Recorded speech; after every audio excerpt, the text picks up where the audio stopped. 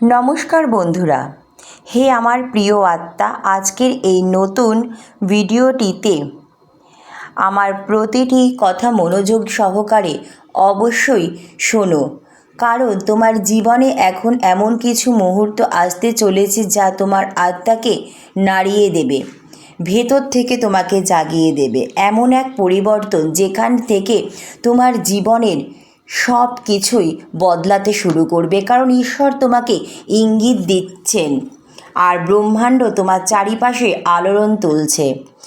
এমন এক শক্তির কম্পন যা সবাই অনুভব করতে পারে না, এটা কেবল নির্বাচিত আত্মাদের জন্য। আর মনে রেখো, তুমি সেই নির্বাচিত একজন আত্মা।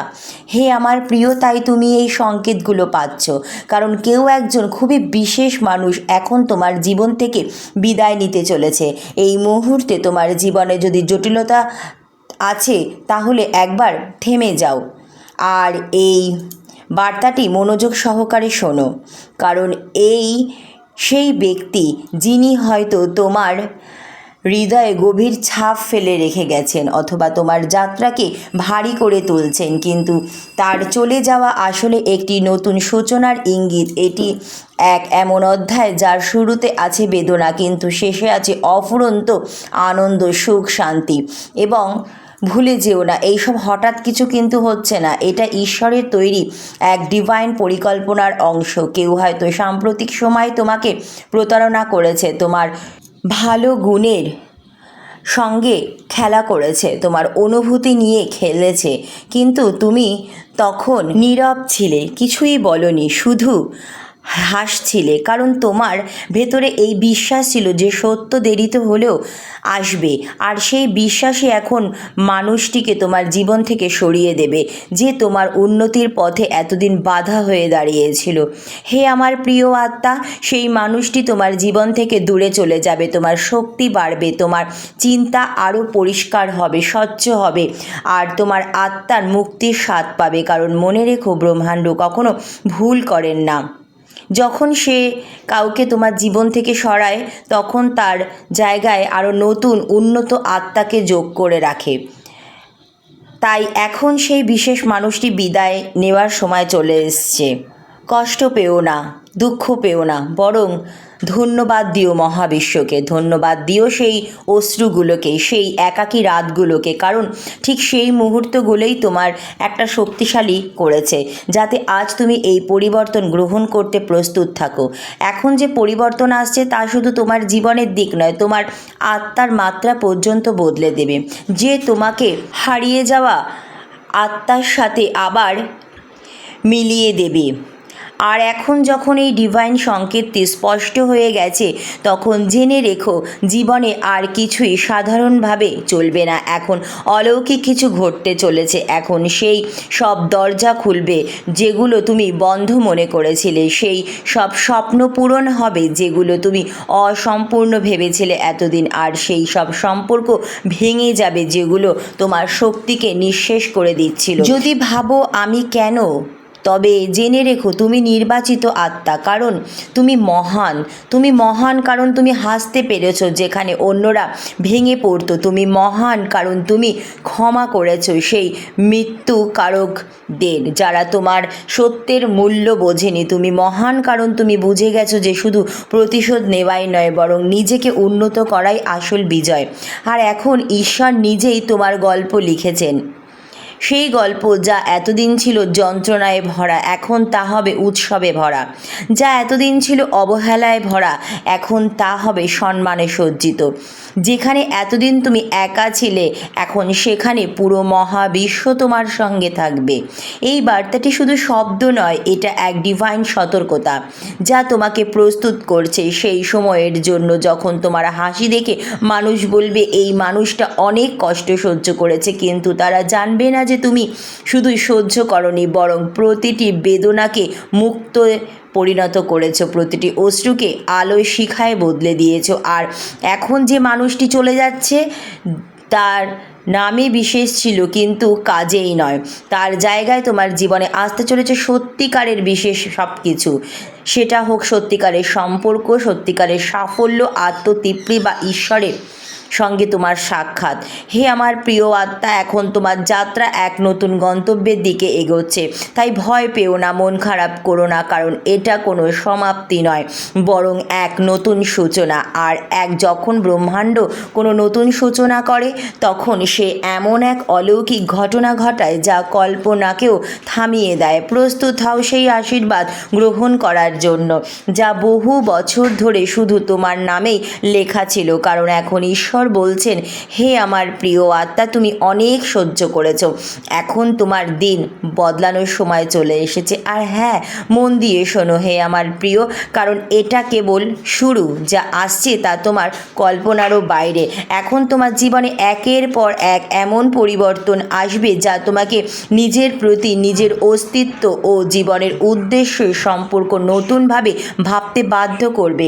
যেসব জিনিস একসময় তোমাকে ভেঙে দিয়েছিল, এখন সেগুলোই তোমাকে গড়তে সাহায্য করছে। যারা একসময় তোমাকে দুর্বল ভাবত, এখন তারাই তোমার শক্তি দেখে কাঁপবে, ভয় পাবে। ব্রহ্মাণ্ড এখন তোমার আত্মার চারিপাশে এক নতুন আলোড়নের বেড়া তৈরি করে দিয়েছে। তোমার ভিতরে লুকিয়ে থাকা পুরনো ভয়, বিভ্রান্তি আর নিরাপত্তাহীনতা অনুভূতিগুলো একে একে ভেঙে যাচ্ছে, কারণ তুমি এখন এমন এক স্তরে পৌঁছে যাচ্ছ যেখানে নেতিবাচক শক্তির কোনো রকম স্থান নেই।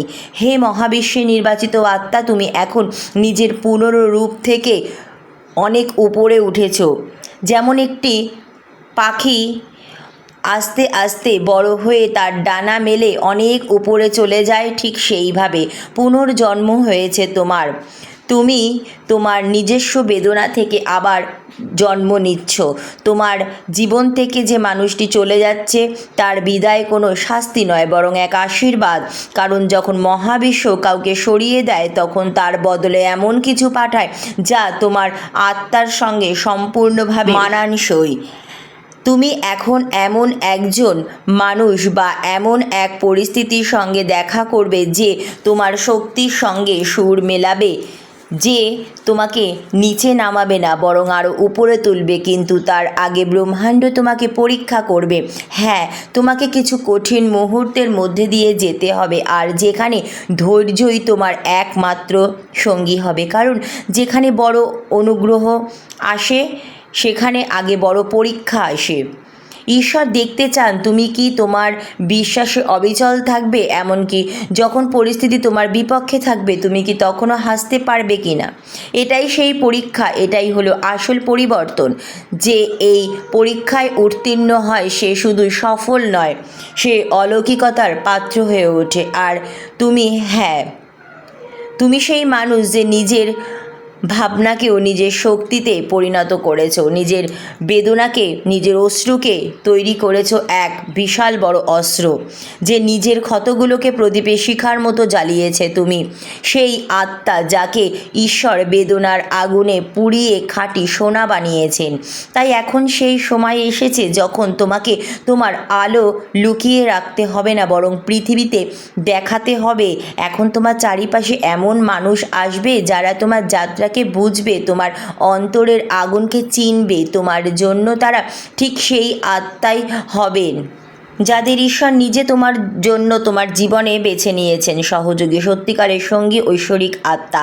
আর যখন এই আত্মারা তোমার জীবনে প্রবেশ করবে, তখন তুমি বুঝবে যে প্রতিটি বিদায়, প্রতিটি অশ্রু, প্রতিটি বেদনা আসলে তোমাকে এই মুহূর্তগুলোর জন্যই প্রস্তুত করছিল। হে আমার প্রিয় আত্মা, এখন ব্রহ্মাণ্ড তোমার পক্ষে, আর এখন সকল পরিস্থিতিও তোমার পক্ষে। এখন প্রতিটি প্রত্যাখ্যান, প্রতিটি ব্যর্থতা আসলে তোমার বিজয়ের ভূমিকা লিখছে। যারা তোমাকে ভুলে গিয়েছিল, তারা আবার তোমার নাম স্মরণ করবে। যারা তোমাকে উপেক্ষা করত, তারা এখন তোমাকে খুঁজবে। যারা তোমাকে খারাপ ভেবেছিল, তারা এখন তোমার উড়ান দেখবে। হে আমার প্রিয়, মনে রেখো কিন্তু এটা প্রতিশোধের গল্প নয়, এটা জাগরণের গল্প। এই সেই মুহূর্ত যখন তুমি তোমার সর্বোচ্চ রূপের সঙ্গে যুক্ত হচ্ছ, যেখানে নেই কোনো রাগ, নেই কোনো দুঃখ, আছে শুধু এক শান্ত আলো যা তোমার অন্তর থেকে বিকিরিত হবে, পুরো পৃথিবীকে আলোকিত করবে।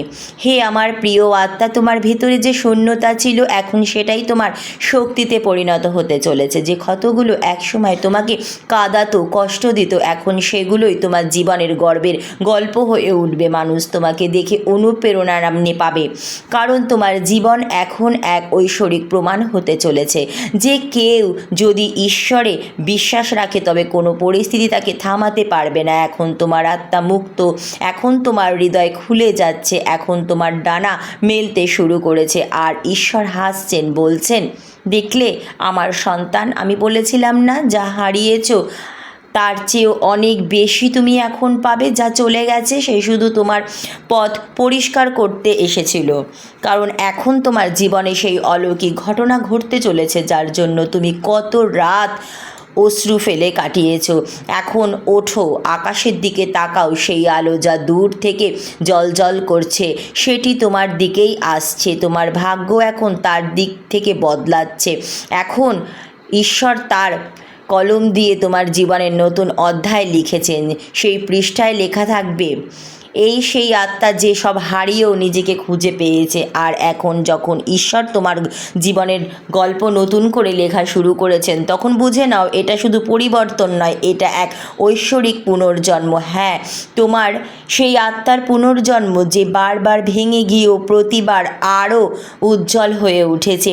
এই সেই মুহূর্ত যখন তোমার ভেতরে লুকিয়ে থাকা আলো এখন বাইরে আসতে উদ্গ্রীব হয়ে উঠেছে। তোমার আত্মা আর কোনো সীমার মধ্যে আবদ্ধ থাকবে না, কারণ ব্রহ্মাণ্ড এখন তোমার নামে জপ শুরু করেছে। এখন যা কিছু ঘটছে তা তোমার বিরুদ্ধে নয়, বরং সব কিছুই তোমার পক্ষে ঘটতে চলেছে। তোমার জীবনের প্রতিটি কষ্ট, প্রতিটি অস্থিরতা আসলে তোমাকে তোমার প্রকৃত পথের দিকেই ঠেলে দিচ্ছে। তুমি ভাবো, কেন আমাকে এত কষ্ট সহ্য করতে হলো? কিন্তু সেই কষ্টটি তো তোমাকে তোমার আসল রূপের সঙ্গে পরিচয় করিয়ে দিয়েছে। ঈশ্বর কখনো তোমাকে শাস্তি দেননি, তিনি তোমাকে প্রস্তুত করেছেন, তোমাকে তার তাপের মধ্য দিয়ে যাচাই করেছেন, যাতে যখন সময় আসে তখন তুমি শুধু বাঁচো না, বরং উজ্জ্বল হয়ে প্রজ্বলিত হও।